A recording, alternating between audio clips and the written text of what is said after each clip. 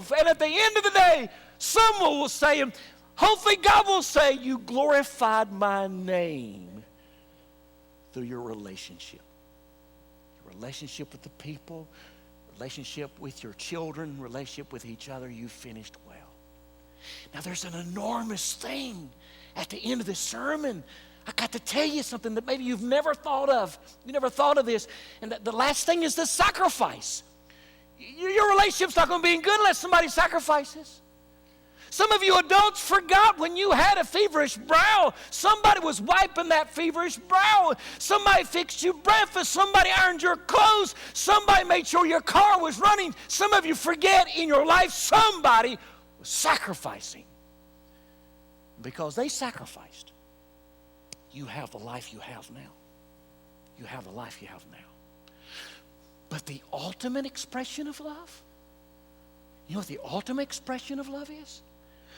When I decide to sacrifice that somebody that I love and have a relationship will make it. Make it to heaven, make it here on earth, make it. Does anybody know the pinnacle of God's relationship with Jesus Christ? Do you know the pinnacle? Does anybody know what God asked Jesus to do in the context of his relationship?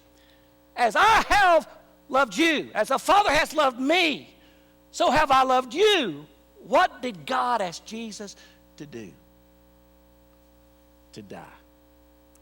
To die. Wow.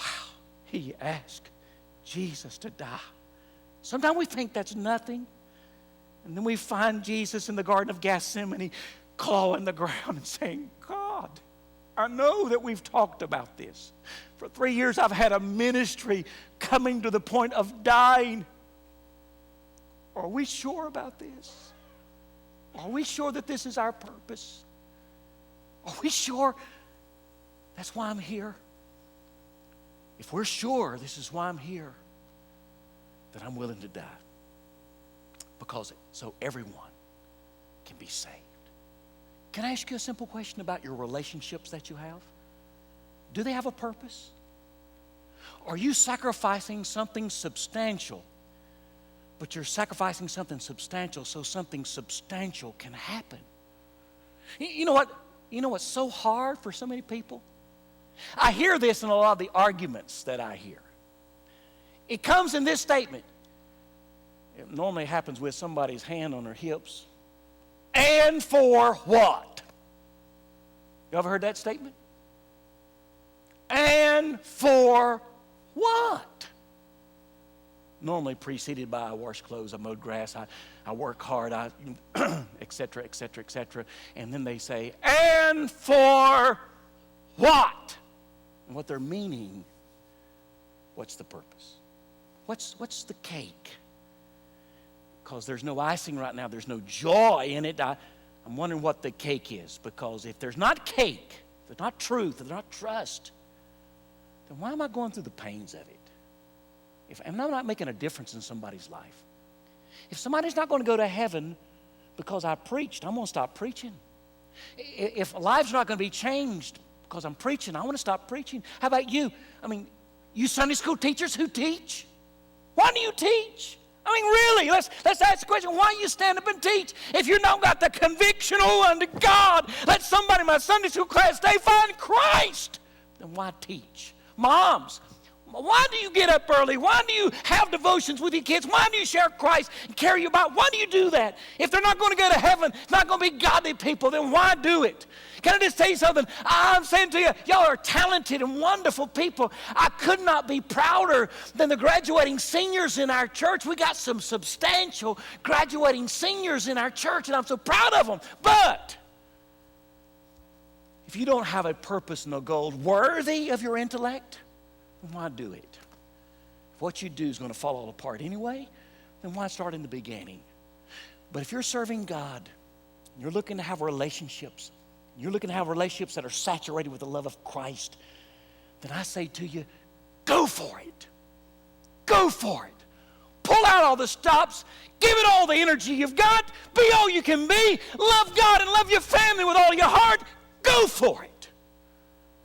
But if you're not going to go for it, not going to commit to it, not going to see the bigger purpose and the bigger reason in loving, then really what's the point? It then becomes just a sick game. It just becomes a sick game when you're trying to decide who's mad at who. It just becomes a sick game of who you're going to get revenge against and who you're not going to get revenge against. It just becomes a sick game and becomes a nightmare of you're saying, why am I going to live this life anyway? And can I just tell you, that's not for me. That's not for me. And listen, it's not for you either. Because can I say something to you? I believe you're more substantial than that. Look across my people this morning. I believe you're more substantial than that. I believe you got more in you than that. I believe you got more integrity. I believe you got more wisdom.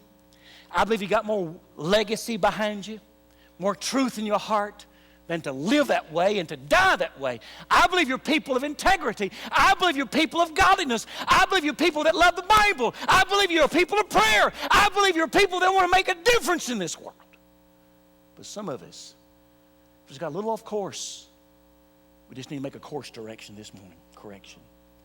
I want to ask Brother Brandon and Brother Bruce to come here. Sometimes we realize we didn't get the cake when we needed the cake, and that was to give our heart to Christ, to be our Savior. To be our Savior.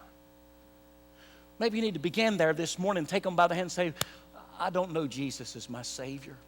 I want to confess my sins, ask Him to forgive me, and I want to be saved today.